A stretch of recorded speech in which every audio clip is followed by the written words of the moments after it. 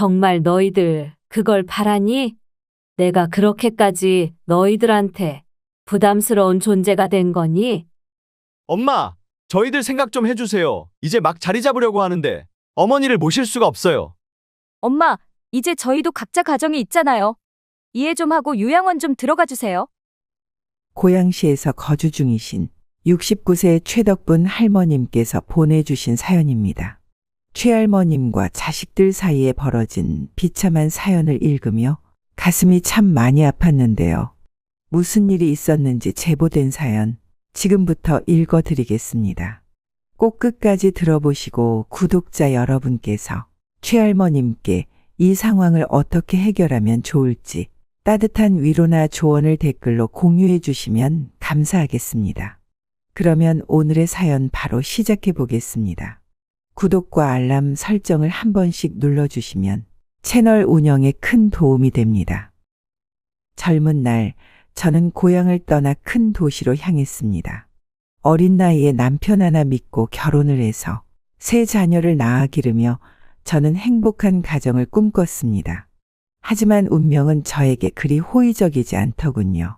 무엇 하나 예고가 없었던 남편의 갑작스러운 사고 이후로 저는 홀로 남겨졌고 새 아이의 미래가 순식간에 제 손에 달리게 되었죠. 제 남편은 산업체 현장에서 일하던 산업 노동자였어요. 그이는 공장에서 기계를 조작하던 중 기계의 결함으로 발생한 폭발 사고에 휘말려 갑작스럽게 튀어나온 큰 나사의 머리를 맞아 그렇게 억울하게 세상을 떠나갔습니다. 남편의 빈자리를 제대로 추스릴 겨를도 없이 당장 다음 달 생활비가 걱정이었던 저는 밤에는 동네 식당에서 아르바이트를 전전하며 낮에는 남편이 일했던 공장 앞으로 나가서 팻말을 목에 걸고 보상을 요구했습니다. 경찰이 불려오기도 했고 지나가는 사람들은 혀를 끌끌 차며 저를 대하기도 했습니다만 이 방법 말고는 제가 할 수 있는 방법이 없었어요. 몇 달이 지났을까요? 전혀 상황은 나아질 기미를 보이지 않았고 공장 관계자들은 저를 만나주지도 않았습니다. 그럼에도 저는 저에게 셋이나 남겨진 아이들을 보며 매일 밤 눈물을 흘리며 출근을 했고 매일 아침 일찍 일어나 가사와 육아를 동시에 해내며 하루를 시작했습니다. 집을 나서면 식당으로 향해 새벽 내내 일을 했고 때때로는 내 표정이 늘 그늘지고 어두웠기 때문에 식당 주인의 핀잔을 듣기도 했지만 그럼에도 겨우겨우 내 식구 입에 풀칠할 벌이는 유지할 수 있다는 것에 감사할 수밖에 없었습니다. 벌써 오래된 옛날 일이네요. 아이들이 초등학교에 다니던 시절이었을 겁니다. 그때는 겨울이었어요. 저는 그날도 새벽 내내 식당 일을 하다 일을 마치고 집으로 돌아오는 길에 중고 신발과 비교적 저렴한 운동화를 팔던 신발 가게 앞을 지나가게 되었습니다. 요즘에야 브랜드다 뭐다 해서 비싼 운동화를 파는 신발 가게가 많지만 우리 때는 동네에서 상표만 안 붙어 있지 공장은 뭐 브랜드에서 찍어내는 것과 똑같은 품질이라고 해서 훨씬 저렴하게 신발을 팔던 가게들이 제법 있었죠. 가게 앞을 지나던 중에 문득 둘째 아이 신발이 참 많이 낡아서 이제 곧 구멍이 날지도 모르겠다는 생각이 떠올랐습니다. 유독 추운 겨울날 제 코끝이 시려서 벌개질 정도의 날씨에 그 가게 앞에서 한참을 고민했습니다. 이번 달 생활비도 참 빠듯한데 아이의 신발을 살 여유까지는 사실 없었어요. 하지만 신발이 너무 낡아 바람이 숭숭 들어서 발가락이 간질거린다는 아이의 칭얼거림이 자꾸 귓가를 맴돌았습니다. 가격표에 적힌 금액은 그날 제가 벌어들인 일당과 거의 같았었습니다. 이 돈을 신발에 쓰면 이달 말에 방세는 또 어떻게 해결해야 할지 걱정이었지만 아이의 시린 발을 떠올리며 결국 신발을 샀습니다. 둘째 아이에게 줄 때도 첫째와 막내가 보면 자기들 것은 어디 있냐고 입이 대빨 나올 것이 뻔했기에 상자는 치워버리고 검은 비닐봉투에 담아서 몰래 주었어요. 아이가 어찌나 좋아하던지 눈시울이 살짝 벌개지는 것에 오히려 제 마음이 참 속상했습니다. 무엇 하나 제대로 해주지 못하는 엄마가 되어서 아이에게 제대로 된 신발 하나 자주 사주지도 못하는 것이 참 슬펐어요.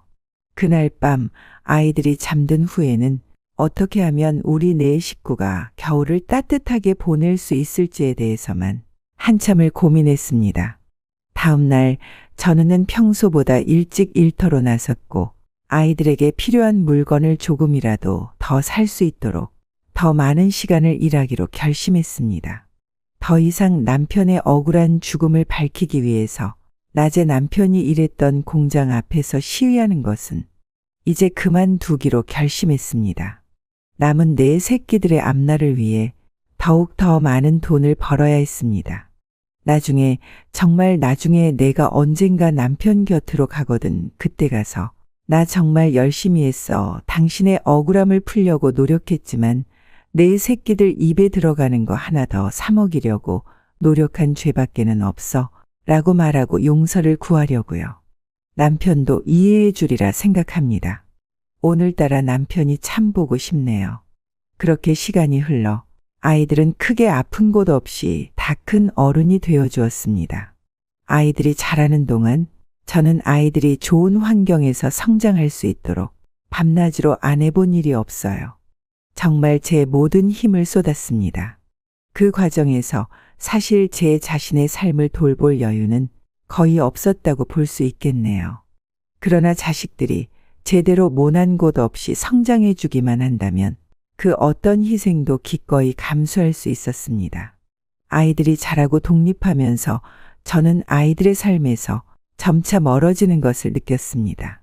자식들은 각자의 일과 삶에 바빴고 가족이 함께하는 시간은 점차 줄어들 수밖에 없었죠. 종종 전화로 안부를 묻거나 명절이나 특별한 날에만 짧게 만나는 것이 전부였습니다. 이해할 수 있었어요. 제가 그랬던 것처럼 아이들 역시 자신들의 가정과 삶을 이끌어가야 하니까요. 하지만 막내딸의 결혼 소식이 전해졌을 때 상황은 달라졌습니다. 막내딸이 결혼을 하겠다고 했을 때 저는 그저 행복할 줄 알았습니다. 마지막 막내의 결혼은 자식 셋 잘 키워낸 저의 마지막 훈장 같은 것이었어요. 하늘에 있는 남편도 참 많이 기뻐해 줄 것이라고 생각했습니다. 그러나 큰 아들과 둘째 아들의 반대는 전혀 예상치 못한 일이었습니다. 막내 동생의 결혼을 반대하며 제 부양 문제를 거론하더군요. 첫째와 둘째의 반대 이유가 오직 저의 거처 때문이라는 것을 알게 되었을 때 그 충격은 말로 표현할 수 없었습니다. 평생을 바쳐 키운 내 새끼들이 저를 부담스러워하고 있다는 사실에 저는 크게 상처받을 수밖에 없었어요. 내가 어떻게 키웠는데, 너희를 위해 내가 무엇을 내려놓고 살아왔는데, 다 늙고 힘없는 이 노모 하나 부양하는 게 그렇게나 큰 부담이었을까. 정말 암담한 마음에 입속마저 쓰게 느껴졌습니다. 어찌어찌 막내딸의 결혼 문제가 일단락되자 저는 잠시 숨을 돌릴 수 있을 것이라고 생각했어요. 그러면서 제 삶에 대해 그리고 남은 노후와 미래에 대해 생각을 해보아야겠다고 생각했습니다. 그런데 아들들의 다음 행동은 제 마음에 더욱 기가 막히더군요. 아들놈들이 막내딸에게 저를 요양원에 보내자고 이야기했더랍니다. 막내딸도 저에게 찾아와서는 오빠들이 너무 강하게 이야기하니까 일단 어쩔 수가 없었어요, 엄마. 한 번만 긍정적으로 생각해주면 안 될까요? 라고 이야기하는데 너무도 기가 막혀서 눈물조차 나오지 않았습니다. 추운 겨울 너네한테 실 한 오락이라도 더 입히려고 밤낮 없이 일해온 나에게 이게 할 말이니 너네가 나에게 이렇게 말할 수 있니? 따져 묻고 싶은 말이 참 많았지만 너무도 큰 충격에 그조차도 목구멍에 걸려서 도무지 말 한마디도 뱉어낼 수 없었습니다. 며칠이 지나고 큰아들이 저에게 전화를 했습니다. 엄마, 이제 나이도 있으시고 우리도 바쁘니까 요양원에서 전문적인 돌봄을 받으시는 게 어떨까요? 큰아들의 말에 저는 드디어 올 것이 왔구나라는 생각과 함께 늙은 부모가 이렇게 뒷방 늙은이 신세로 전락한다는 것을 그동안에는 드라마에서나 보아왔는데 현실 감각이 들지 않았어요. 그곳에 들어가면 나는 어떻게 되는 거지? 라는 물음표가 머릿속을 헤집어 놓으며 떠다녔습니다. 저는 아이들에게 부담이 되고 싶지 않아 그동안 제 삶에서 필요한 모든 것을 혼자서 감당해 왔습니다. 그런데 이렇게 쉽게 요양원 이야기가 나올 줄은 몰랐습니다. 제 마음은 차갑게 식어갔고 점차 황당함이 몰려왔습니다. 일도 손에 잡히지 않았고 밥도 제대로 삼킬 수 없었어요. 체중이 거의 한 달 만에 8kg가 넘게 빠졌습니다. 둘째 아들은 더 나아가 요양원에 계시면 친구들도 만나고 더 좋은 환경에서 지낼 수 있다며 저를 설득하려 했습니다. 하지만 저에게 아이들의 말은 미래에 대한 기대보다는 버려짐과 외로움의 두려움을 더 크게 자극했습니다. 부탁 내지는 설득이라고 들리지도 않았을 뿐더러 빨리 방 빼라는 독촉으로 들렸어요. 옛날에 아이들과 함께 지내던 집에 방세가 밀려서 집주인이 더 이상 까먹을 보증금도 없으니 이 돈으로 이사비에 보태어 빨리 나갈 집을 알아보라고 저에게 이야기했을 때가 생각납니다. 당시에는 이 어린 아이들을 데리고 대체 어디로 가서 살아야 할지 정말 막막해서 한가하게 눈물이나 흘릴 여유조차 없었던 그때의 기억이 납니다. 그렇게 지켜온 내 가정으로부터 버림받는 기분이란 정말 속이 뜨겁다 못해 누가 가슴을 다리미로 지지는 고통이었습니다.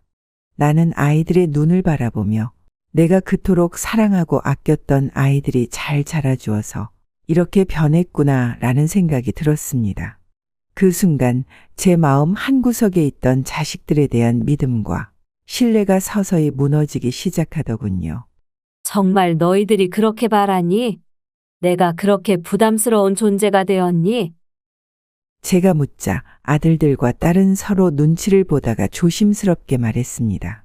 그들은 경제적으로도 시간적으로도 저를 돌볼 여유가 없다고 말했습니다. 돌려 말하기는 했지만 그 말을 듣는 순간 저는 깊은 절망감에 빠졌습니다. 제가 이렇게까지 해서 그들을 키웠는데 정작 저는 그들의 삶에서 제외되어야 하는 존재가 되어버린 것이었습니다. 그날 이후 저희 가족의 분위기는 더욱 냉랭해졌습니다. 저는 점점 더 자주 혼자가 되는 시간이 많아졌고 그 시간 동안 자꾸 머릿속에는 안 좋은 생각만 그득하게 차올랐습니다. 외롭고 쓸쓸한 노년을 보내는 것을 상상하는 것은 정말 두려웠습니다. 하지만 더 큰 두려움은 이 상황에서 저를 지지해주는 사람이 아무도 없었다는 것이었습니다. 남편은 지금 생각해보면 그 어린 나이에 나를 두고 먼저 떠나버렸고 독하디 독하게 마음먹고 지금 여기까지 왔는데 참 많이 허탈했습니다. 저는 결국 큰 결심을 하게 되었습니다. 나 자신의 삶을 스스로 결정할 시간이 왔다고 느껴졌어요. 그것이 자식들과의 관계를 끊는 일이 될지라도 더 이상 이렇게 아픔을 견디며 살고 싶지 않았습니다. 내 삶의 주인공은 나 자신이어야 했기에 나는 조용히 다음 행동을 준비하기 시작했습니다. 이 결정은 남겨진 가족들의 갈등을 한층 더 깊게 했지만 나에게는 자유를 향한 첫걸음이었습니다. 자식들과의 관계가 멀어진다 해도 나 자신을 위한 삶을 찾아가기로 한 것입니다. 이는 저에게 있어 새로운 시작이며 더 이상 두려움에 묶여 살지 않기로 한 제 선택이었습니다. 그날 아이들과의 대화 이후로 많은 밤을 뒤척이며 생각에 잠겼습니다. 내가 평생을 바쳐 키운 자식들이 이제는 내가 부담이라 여기고 있었다니 그 사실을 받아들이기까지 저 스스로에게도 많은 시간이 필요했습니다. 그리고 결국 자식들의 제안대로 요양원에 들어가기로 결정했습니다. 이 결정은 저에게 큰 용기가 필요한 일이었지만 동시에 제 삶에서 새로운 장을 여는 계기가 되어주리라 믿으며 그렇게 결정했습니다. 요양원에 들어간다는 결정을 내린 날, 저는 모든 것을 정리하는 기분이었습니다. 마음속에 쌓여있던 미련과 서운함을 떨쳐내고 앞으로의 삶을 어떻게 살아갈지 진지하게 고민하게 되었죠. 요양원이라는 공간은 저에게 새로운 시작이 될 수도 있고 외로운 노년을 보내는 장소가 될 수도 있었을 겁니다.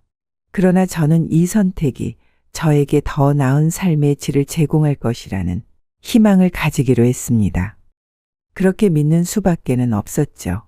자식들과의 관계에서 한 걸음 물러서기로 한 것은 제게 큰 변화였습니다. 그들과의 일상에서 느꼈던 스트레스와 갈등이 점차 줄어들었습니다. 그동안 아이들이 묘하게 저에게 거리를 두는 것처럼 느꼈던 건 기분 탓이 아니었습니다. 제 노후에 대한 각자의 고민과 걱정들이 있었겠죠. 이젠 이해하기로 했습니다. 그게 제 마음이 편하니까요. 요양원에서의 생활은 처음에는 어색하고 낯설었습니다. 새로운 환경, 낯선 사람들과의 만남은 저를 긴장하게 만들었습니다. 하지만 그곳의 직원들과 다른 어르신들은 저를 따뜻하게 맞아주었고 점차 그곳에 적응할 수 있었습니다. 요즘에는 생각보다 시스템도 잘 되어 있어서 이런저런 팀에서도 공연도 하러 오고 생각보다 지낼만 했습니다. 아니, 어쩌면 제가 생각했던 것보다 훨씬 나았습니다. 전문적인 직원들의 돌봄을 받으며 건강관리도 철저히 이루어졌습니다. 또한 다양한 프로그램과 활동을 통해 새로운 취미와 관심사를 찾게 되었고, 이는 저에게 큰 만족감을 주었습니다. 요양원 내에서의 사회생활은 저에게 새로운 에너지를 주었고, 인생의 이 시기를 보다 긍정적으로 받아들일 수 있게 만들었습니다. 비용은 제가 지내던 집의 보증금과 연금 같은 것들로 충당할 수 있었어요. 그동안은 정말 밥도 삼키기 어려웠던 스트레스 때문에 잠도 잘 자지 못했었지만 저는 점차 내면의 평화를 찾기 시작했습니다. 자식들과의 관계에서 느꼈던 스트레스가 줄어들면서 저는 더 이상 그들의 인생에 개입하려 하지 않았습니다. 좋게 말해서 이런 표현을 썼지만 문득 괘씸하고 미운 마음이 드는 것도 사실이었습니다. 그들도 각자 자신의 삶을 찾으라고 두고 신경 쓰지 않기로 마음먹었습니다. 차라리 괴로워할 시간에 저 또한 제 삶을 살아가기로 했습니다. 그래도 요양원에 처음 들어선 날은 아직도 기억이 납니다. 참 복잡한 마음이었어요. 특히 밤이 되면 더욱 심해지는 외로움과 공허함, 그리고 자식들이 떠오를 때마다 마음 한편이 무너지는 것 같았습니다. 아이들과 함께했던 일상, 저녁마다 함께 나누었던 작은 대화들이 그리워지기 시작했습니다. 초반에는 정말 자주 밤마다 이불 속에서 눈물을 흘렸던 것 같습니다. 왜 나는 이곳에 있어야 하는가? 내가 그들에게 그렇게 큰 짐이었나? 하는 생각들이 끊임없이 저를 괴롭혔습니다. 식사 시간마다 낯선 사람들과 식탁을 같이 해야 했고 그들의 대화에 끼어들기도 어려웠습니다. 모든 것이 서툴고 모든 상황이 저를 압박하는 것만 같았습니다. 그러나 저는 점차 이 환경에 적응해야 한다는 것을 깨달았습니다. 그리고 저만이 느끼는 이 고통과 외로움을 어떻게든 극복해야 한다고 마음먹었습니다. 이 과정에서 저는 스스로에게 질문을 던지기 시작했습니다. 정말 이곳이 나에게 최선인가? 그리고 내가 여기서 얻을 수 있는 것은 무엇인가? 이러한 자문을 통해 저는 조금씩 내면의 평화를 찾기 시작했습니다. 저는 요양원에서 제공하는 다양한 프로그램에 참여하기 시작했고, 같은 처지의 다른 어르신들과 교류하면서 새로운 친구들을 만들었습니다. 조금씩 재미를 느낄 수 있기도 했고, 생각보다 그들과의 대화는 제게 큰 위안이 되었어요. 각자 살아온 이야기, 이곳에는 어떻게 오게 되었는지, 다들 비슷하면서도 또 다들 다른 사연이 있었습니다. 저는 이렇게 이곳에서의 생활에 새로운 목적과 의미를 부여할 수 있었어요. 조금씩 마음도 편안해졌습니다. 그 후로 몇 년이나 시간이 지났습니다. 저는 이제 요양원에서의 삶이 익숙해진 지 오래예요.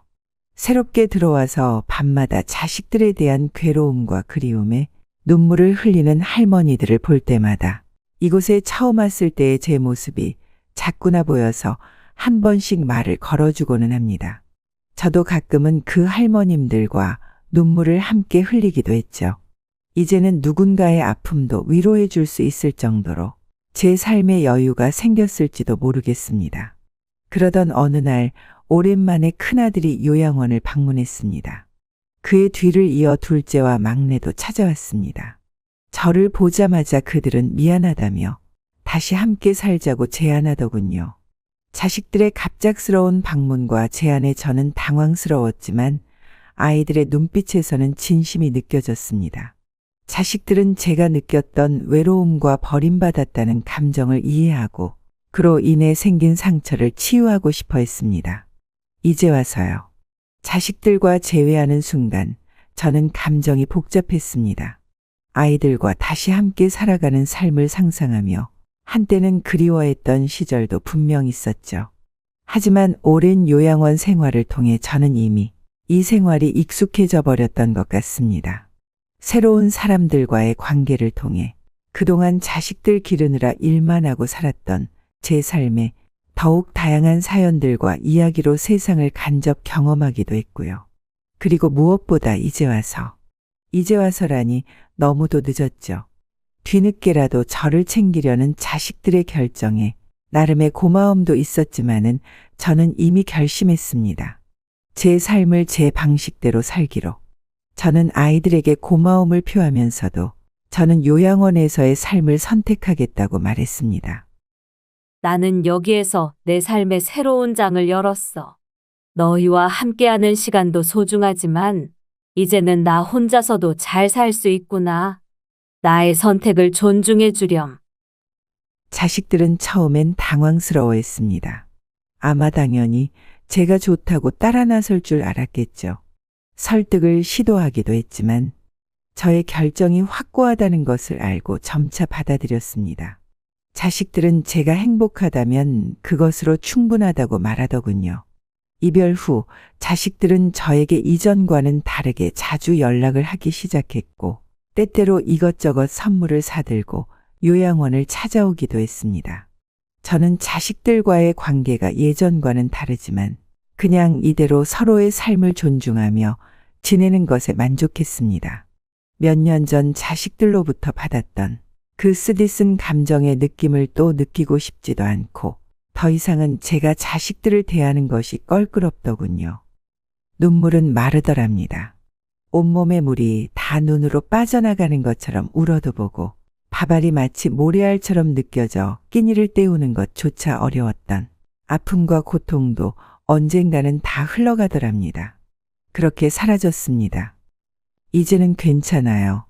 그런데 문득 막내딸 어릴 적 엄마하고 뛰어와 안기던 기억, 첫째 아들 첫 직장 들어갈 때 말끔한 정장 사입히며 눈시울 불켰던 기억, 밤낮 없이 자식들 입에 맛있는 거 사 먹이려고 추울 때 따뜻한 옷 입히려고 노력하고 살았던 기억이 문득 떠오를 때면 참을 수 없는 허전함이 밀려오곤 합니다.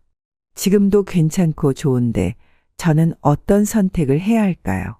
최근에 이러한 생각들로 다시금 고민이 많아집니다.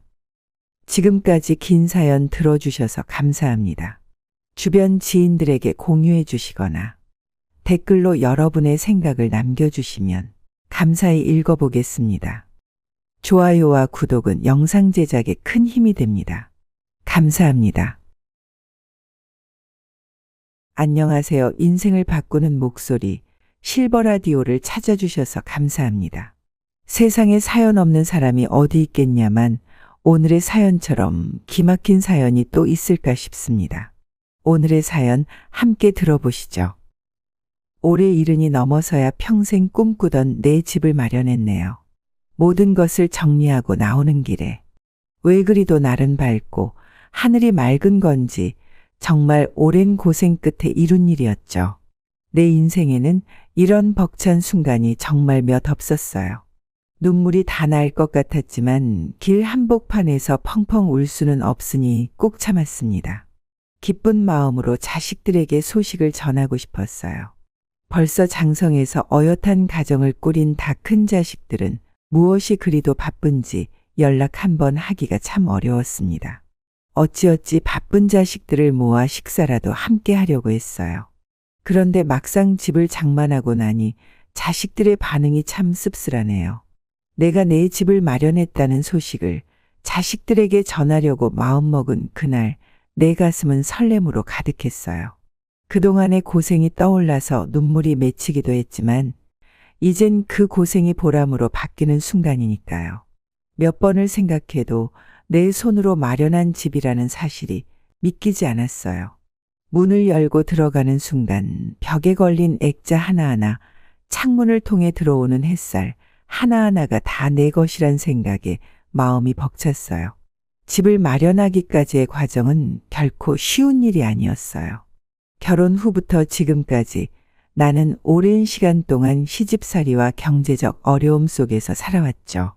서울에 처음 올라왔을 때 내 마음은 설렘과 두려움으로 가득 차 있었어요. 시집살이의 고됨은 예상보다 더 심했고 경제적인 어려움은 늘 나를 짓눌렀어요. 하지만 내 집을 마련하겠다는 꿈만은 한 번도 놓지 않았어요. 남편이 병으로 세상을 떠난 후에도 나는 두 아이를 키우며 열심히 돈을 모았어요. 작은 저축으로 조금씩 마련한 돈이 쌓여 마침내 내 집을 살 수 있게 되었죠. 새 집으로 이사한 날 나는 집 구석구석을 살펴보며 이곳이 나의 마지막 안식처가 되겠구나 생각했어요. 벽지의 색상 하나, 창틀의 모양 하나 모두 내가 직접 고른 것들이에요.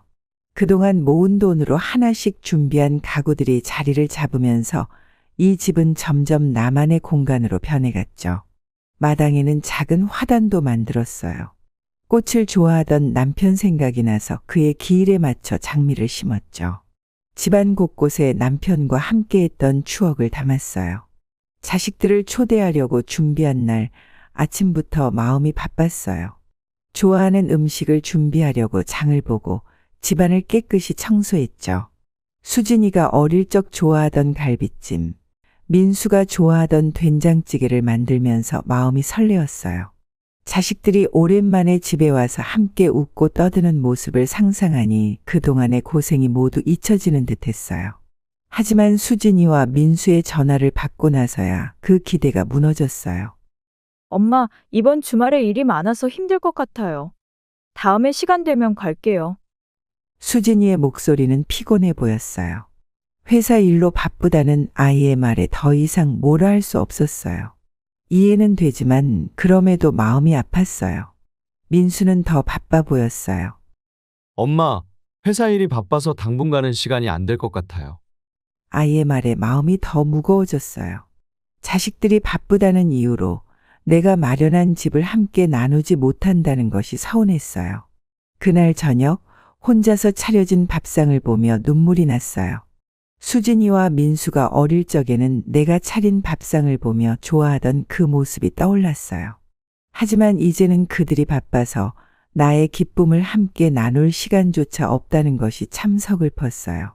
그동안의 고생이 헛된 것처럼 느껴졌죠. 내가 이 집을 마련하기까지의 과정은 결코 쉽지 않았어요. 남편이 병으로 세상을 떠나고 나서 작은 저축으로 하나씩 준비한 것들이에요. 작은 마을에 아담한 집을 사게 되었을 때 나의 마음은 그동안의 고생이 보상받는 듯한 기쁨으로 가득 찼어요. 이제야 나만의 공간에서 편안히 지낼 수 있다는 생각에 가슴이 벅차올랐죠. 문득 옛날 생각이 납니다. 그때는 다들 그렇게 살았어요. 저라고 뭐 별다른 과거가 있겠냐마는 20살이 겨우 됐을 무렵 서울로 시집을 갔어요. 서울에서의 삶은 꿈꾸던 것과는 달리 너무나도 힘들었어요. 20살, 꽃다운 어린 나이에 겪어야 했던 시집살이는 고되었죠. 내가 상상했던 결혼 생활은 따뜻한 가정과 서로를 위하는 마음이었지만 현실은 그와는 많이 달랐어요. 서울은 낯설고 차가웠어요. 시골에서 자란 나에게 도시는 너무 크고 복잡했죠. 처음 시댁에 들어섰을 때 그 커다란 집이 왜 그리도 무섭게 느껴졌는지 몰라요. 시어머니의 날카로운 눈빛과 시누이들의 싸늘한 태도는 나를 더욱 위축되게 했어요. 그곳에서 나는 시집살이의 시작을 알게 되었죠. 아침 일찍 일어나 가장 먼저 해야 할 일은 부엌으로 달려가 밥을 짓는 것이었어요. 매일 새벽같이 일어나 온종일 집안일을 해야 했죠. 시어머니는 항상 나의 일을 감시했고 조금이라도 실수가 있으면 큰 소리로 혼내셨어요. 젊은 나에게 그 무게는 너무나도 무거웠어요. 마음 편히 쉴 시간조차 없었어요. 하루하루가 전쟁 같았죠. 시어머니의 기대는 끝이 없었어요. 완벽하게 집안일을 해내지 않으면 호되게 꾸중을 들었어요. 밥을 짓는 것도, 청소를 하는 것도, 빨래를 하는 것도 모두 내 몫이었죠. 한 번은 설거지를 하다가 그만 접시를 깬 적이 있었어요. 그날 시어머니는 나를 부엌으로 불러 세워놓고는 한참을 꾸짖으셨어요. 시집살이의 고됨은 육체적인 것뿐만이 아니었어요. 마음의 상처도 컸어요. 시댁 식구들은 나를 인정해주지 않았어요. 아무리 열심히 해도 그들은 나를 칭찬하기보다는 비난하기 바빴죠. 나의 노력은 그들에게 당연한 것이었고 실수는 용납되지 않았어요. 그 속에서 나는 점점 자신감을 잃어갔어요. 하지만 포기할 수는 없었어요. 나에게는 두 아이가 있었고 아이들을 위해서라도 견뎌야 했어요. 어느 날은 시어머니가 내가 만든 반찬을 맛보시더니 이게 뭐냐며 상을 엎으셨어요. 그날 밤 나는 방에 들어가 소리 죽여 울었어요. 그동안의 모든 노력이 헛되게 느껴졌어요. 하지만 다음 날 아침이 되면 다시 일어나 부엌으로 나갔어요. 그 반복되는 일상 속에서 나는 점점 무뎌져 갔어요. 마음의 상처는 깊어졌지만 나의 목표는 단 하나였어요. 자식들을 잘 키워 내보내고 언젠가는 나만의 집을 갖는 것이었어요. 남편도 나를 이해해 주지 못했어요. 그는 늘 바빴고 집안일에 관심이 없었어요. 내가 시어머니에게 혼날 때도 그는 아무 말 없이 지켜보기만 했어요. 가끔은 나를 위해 한마디 해주길 바랐지만 그는 그러지 않았어요. 그런 남편의 무관심 속에서 나는 더욱 외로웠어요. 하지만 자식들을 생각하며 이를 악물고 버텼어요. 아이들이 잘 자라기만을 바랐어요. 아이들이 자라면서 나는 그들에게서 위안을 찾았어요. 수진이와 민수가 나를 보고 웃어줄 때면 그동안의 고생이 조금은 잊혀졌어요. 그들의 맑은 웃음소리와 밝은 얼굴은 나에게 큰 힘이 되었어요. 시집살이의 고됨 속에서도 아이들을 보며 힘을 낼 수 있었어요. 아이들이 나의 희망이었고 나의 미래였어요. 아이들이 조금씩 자라면서 나의 시집살이도 조금씩 나아졌어요. 시어머니도 이제는 내가 익숙해졌는지 예전보다는 덜 엄격하게 굴었어요. 하지만 마음 한구석에는 항상 불안감이 있었어요. 언제 또 어떤 일이 생길지 모른다는 생각에 마음을 놓을 수가 없었어요. 그렇게 하루하루를 보내며 나는 점점 강해졌어요. 시집살이의 고됨 속에서도 꿋꿋이 버티며 나만의 꿈을 잃지 않았어요. 그렇게 시간이 흘러 어느덧 나는 중년이 되었어요. 아이들은 자라서 각자의 길을 가게 되었고 나는 이제야 비로소 내 인생을 돌아볼 수 있게 되었어요. 시집살이의 고됨 속에서도 내가 버틸 수 있었던 것은 바로 그 꿈, 내 집을 마련하는 꿈이 있었기 때문이었어요. 그 꿈이 나를 지탱해 주었고 나에게 힘을 주었어요. 아이들이 커가면서 시집살이도 조금씩 나아지긴 했지만 그 고된 시절의 상처는 쉽게 아물지 않았어요. 몸도 마음도 지쳐갔죠. 자식들을 겨우 다 키우고 이제 좀 고단함이 지나가나 싶었는데 그때 병이 찾아왔어요. 처음에는 단순한 피로라고 생각했어요. 하지만 시간이 지나도 나아지지 않았고 병원에 가보니 심각한 병이라는 진단을 받았어요. 당시에는 정말 하늘이 무너지는 듯 했습니다. 병원에서 돌아오는 길 마음이 참 무거웠어요. 남편에게 이 소식을 어떻게 전해야 할지, 아이들에게는 뭐라고 말해야 할지 막막했어요. 집에 도착해 남편에게 병원에서의 진단 결과를 말했을 때 남편은 놀란 표정을 지었지만 이내 무관심한 태도로 돌아섰어요. 괜찮아질 거야 라는 말 한마디뿐이었어요. 그 말이 그토록 차갑게 들릴 줄은 몰랐어요. 병이 깊어지면서 일상생활이 힘들어졌어요. 몸이 말을 듣지 않았어요. 병원에서는 저에게 그저 쉬어야 한다고 하지만 그 말이 그토록 무책임하게 들릴 수가 없었네요. 의사 선생님께서는 집안일 안 하시죠? 라고 묻고 싶었어요. 집안일은 여전히 나의 몫이었어요. 남편은 여전히 나에게 관심이 없었고 시어머니도 여전히 나를 감시하듯 지켜봤어요. 몸이 아파도 해야 할 일은 많았어요. 내가 누워있으면 집안일은 그대로 쌓였죠. 그 고된 시집살이 속에서 얻은 병은 나를 더 힘들게 했어요. 어느 날 남편에게 조금 더 도와달라고 부탁했어요. 하지만 남편은 나도 바빠 라며 무심하게 대답했어요. 그 말이 그토록 차갑게 들릴 줄은 몰랐어요. 병세는 점점 악화되었고 나는 점점 더 약해졌어요. 그럴수록 남편의 무관심은 더욱 심해졌어요. 내가 병든 몸으로 집안일을 하고 있으면 그는 아무런 도움도 주지 않았어요. 그 속에서 나는 점점 지쳐갔던 것 같습니다. 모든 것을 놓아버릴까 생각도 했으니 말이에요. 지금 생각해보면 참 후회합니다. 저 스스로에게 왜 그렇게 못되게 굴었을까. 정말 미안하고 또 미안한 시간들이었어요. 그 속에서도 나는 버텨야 했어요. 아이들을 위해서. 아이들은 나의 희망이었고 나의 이유였어요. 남편은 몰라도 아이들을 위해서라도 나는 강해져야 했어요. 엄마니까요. 엄마는 그런 것이라고 생각했습니다. 병마와 남편의 무관심 속에서도 나는 작은 희망을 찾기 위해 애썼어요. 이웃집 아주머니가 가끔씩 찾아와 안부를 묻고 힘든 일이 있으면 도와주었어요. 그 아주머니와의 소소한 대화는 나에게 큰 위로가 되었죠. 그녀와 함께 차를 마시며 나누는 이야기들은 내 삶의 작은 즐거움이었어요. 다행히도 제 몸은 병을 이겨내줬어요. 병세가 조금씩 나아지며 텃밭에서 작은 화단을 돌보게 되었어요.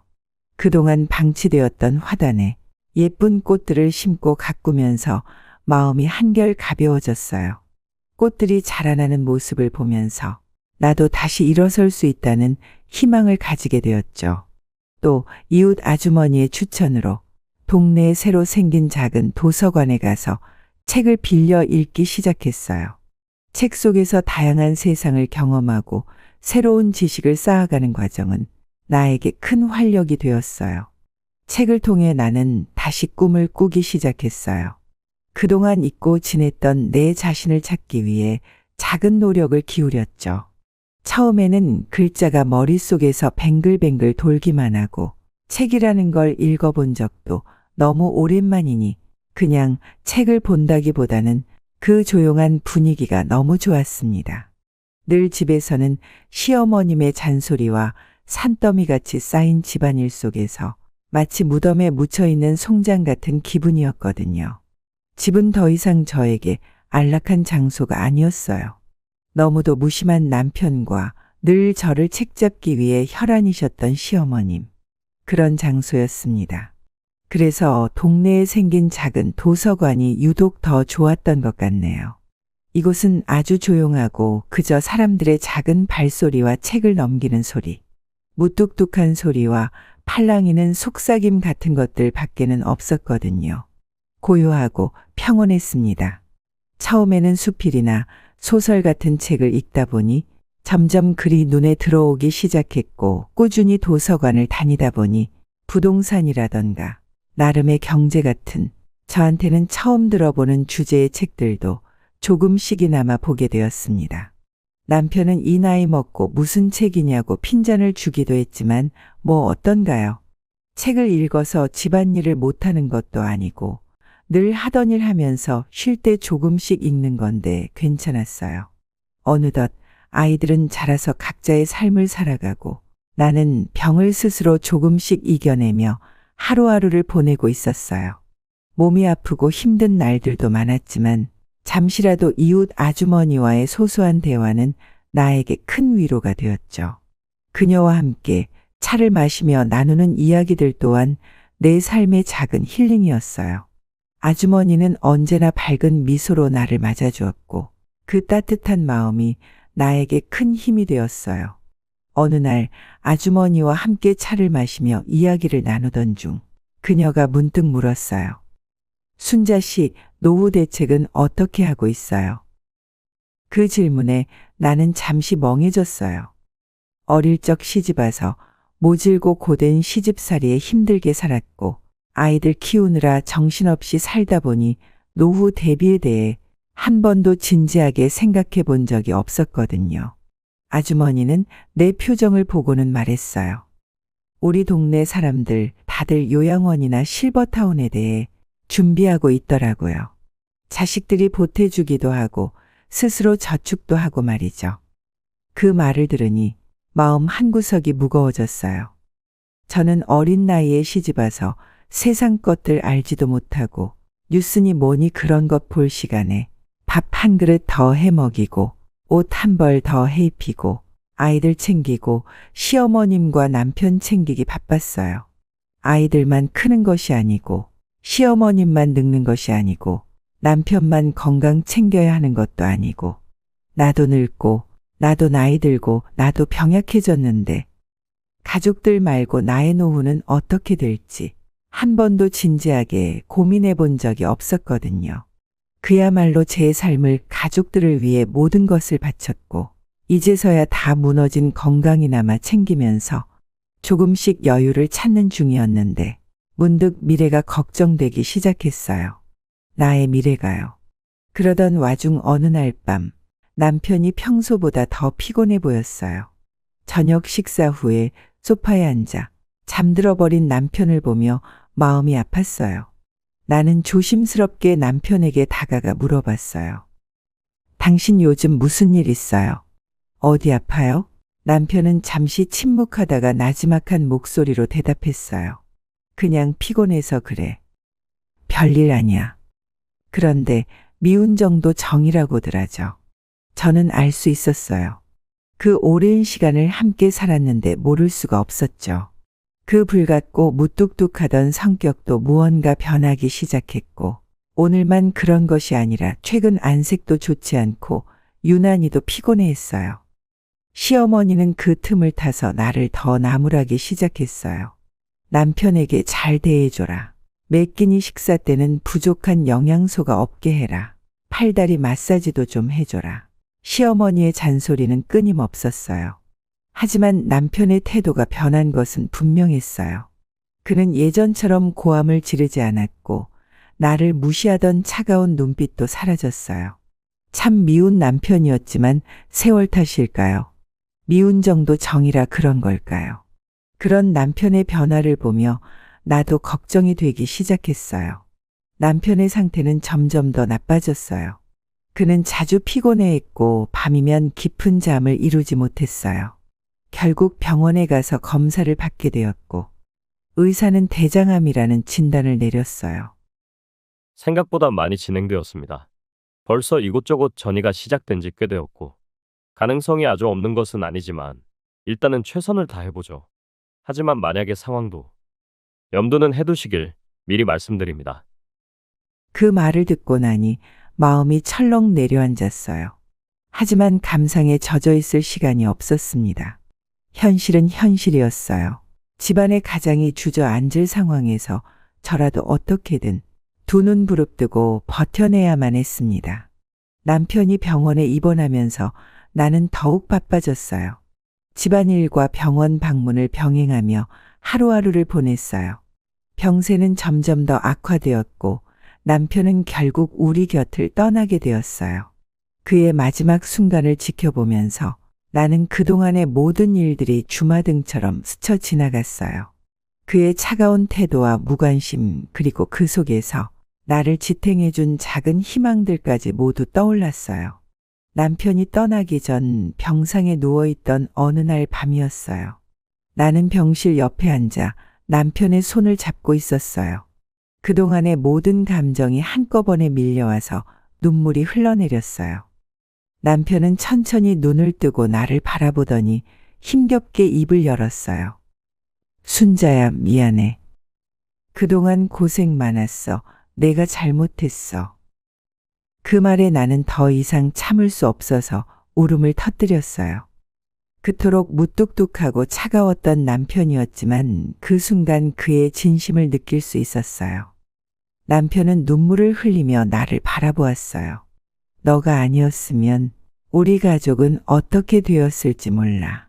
고맙고 고맙고 미안해. 말 한마디로 천냥 빚을 갚는다고 하죠. 저는 이 말 안 믿었어요. 빚은 빚인데 어떻게 사람 말 한두 마디로 그걸 없던 일 하나요? 그런데 직접 겪어보니 그저 무너지는 속마음을 제가 어찌할 도리가 없었어요.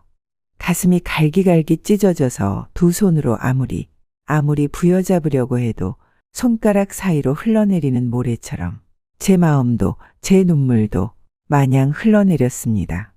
남편이 떠난 후 저는 더욱 외로워졌어요.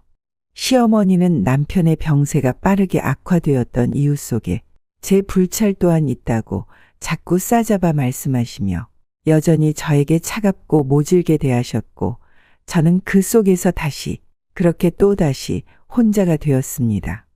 혼자서 모든 것을 견뎌야 했어요.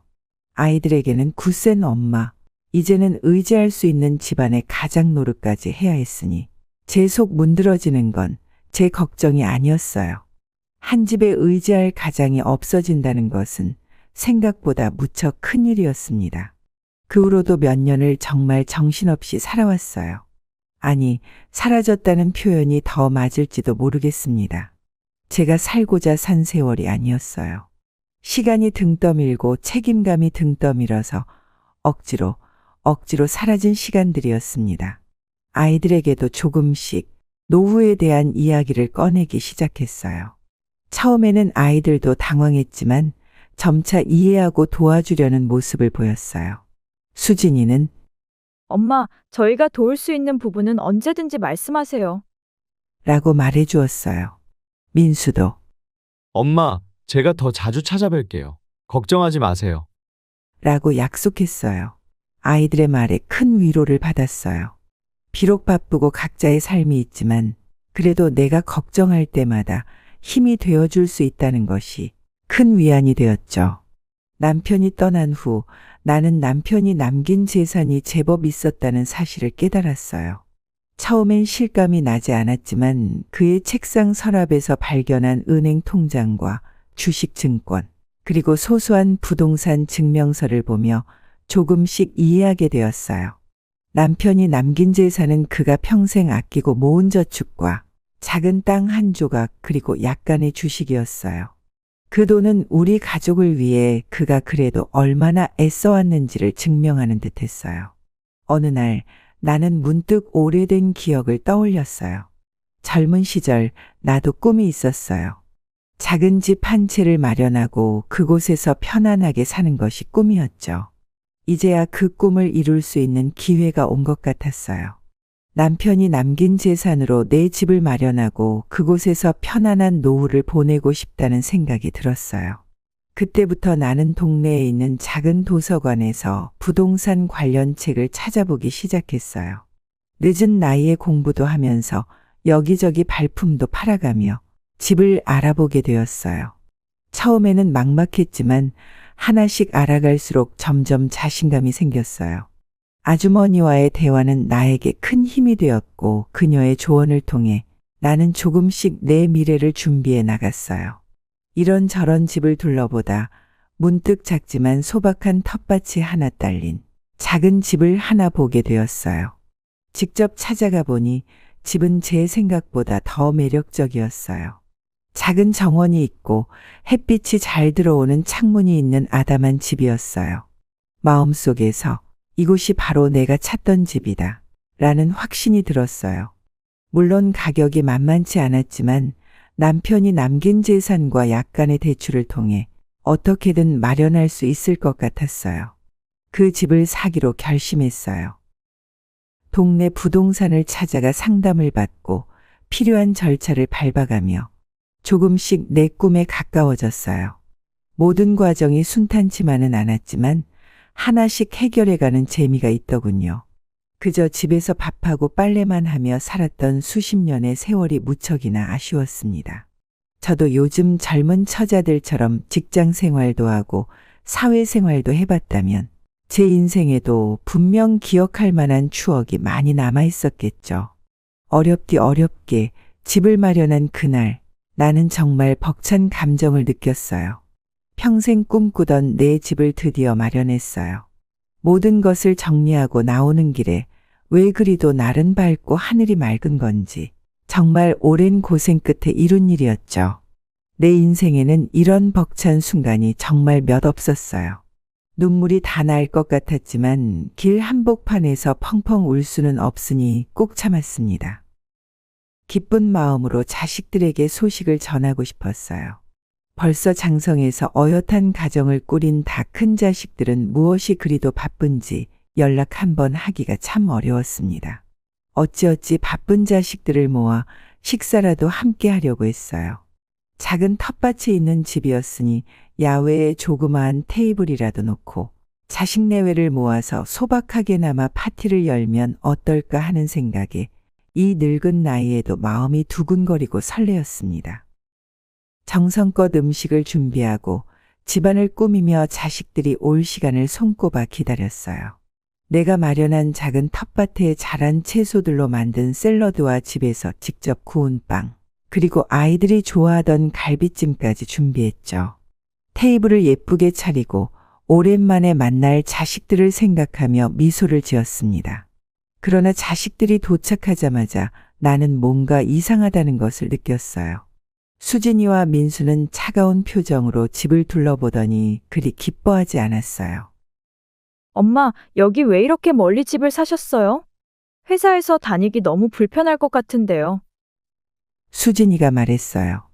민수도 동의하듯 고개를 끄덕였어요. 맞아요, 엄마. 이렇게 외딴 곳에 집을 사면 우리가 자주 찾아오기도 힘들잖아요.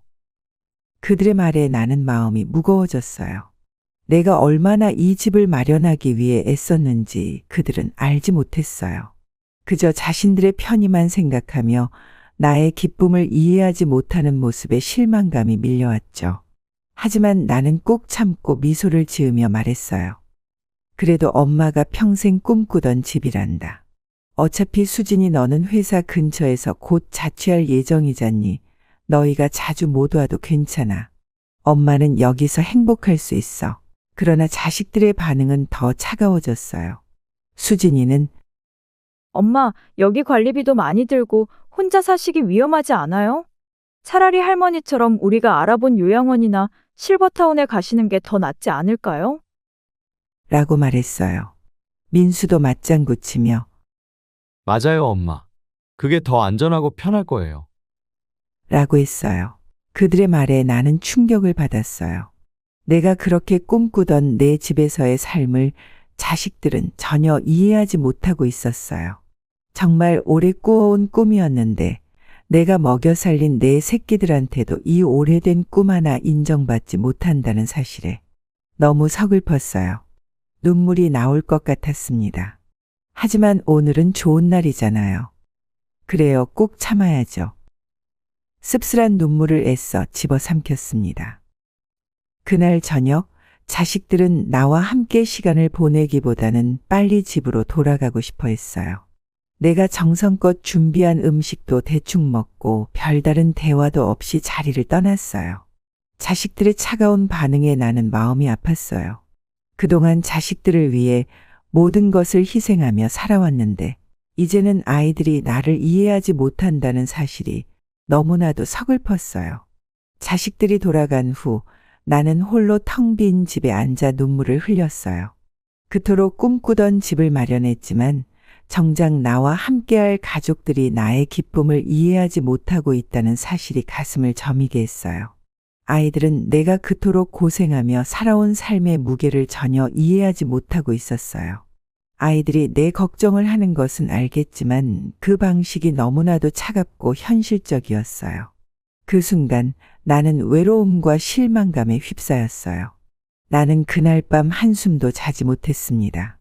새벽밤을 지새우며 그동안의 삶을 되돌아봤어요.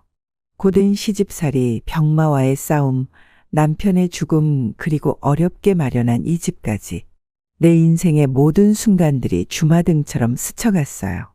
자식들을 위해 모든 것을 바쳤지만 이제는 자식들이 나를 이해해주지 않는다는 사실이 너무나도 아팠어요. 하지만 나는 포기하지 않기로 했어요. 이 집에서 행복하게 지내기 위해 나 자신을 위해 살아가기로 다짐했어요. 이제 나는 자식들에게 기대지 않고 나만의 행복을 찾기 위해 노력할 거예요. 아이들이 이해하지 못하더라도 나는 내가 꿈꾸던 삶을 살아갈 거예요. 그동안의 고생이 헛되지 않도록 나만의 집에서 평화롭고 행복하게 지내기로 결심했어요. 이곳에서 나만의 시간을 보내며 나를 위한 삶을 살아가려고 합니다. 하지만 아직도 길을 걸을 때면, 집에 앉아 있을 때면, 밥을 먹을 때면 모든 순간에서 자식들의 표정이 잊혀지지 않습니다. 이렇게 괴로울 때는 제가 무엇을 어떻게 해야 할까요? 긴 사연 함께 해주셔서 감사합니다.